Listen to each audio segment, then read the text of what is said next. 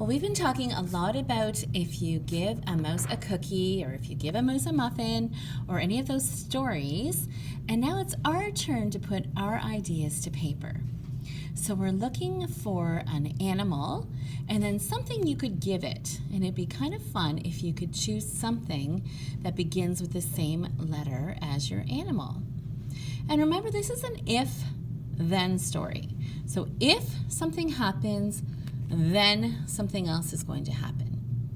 So my ideas are this. If you give a bird a bucket, by Mrs. Clausen. So it's an if-then story.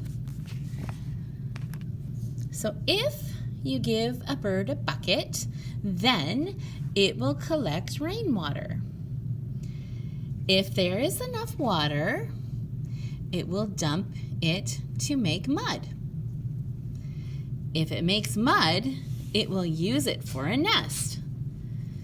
Then, I would say the mommy bird will lay eggs in the nest. If there's eggs in the nest, they will hatch. Then the baby birds will chirp. If the baby birds chirp, the mommy bird will feed them worms. If they eat worms, they will grow. Then they will learn to fly and leave the nest. If they fly, they will fall. Then they will land in the mud.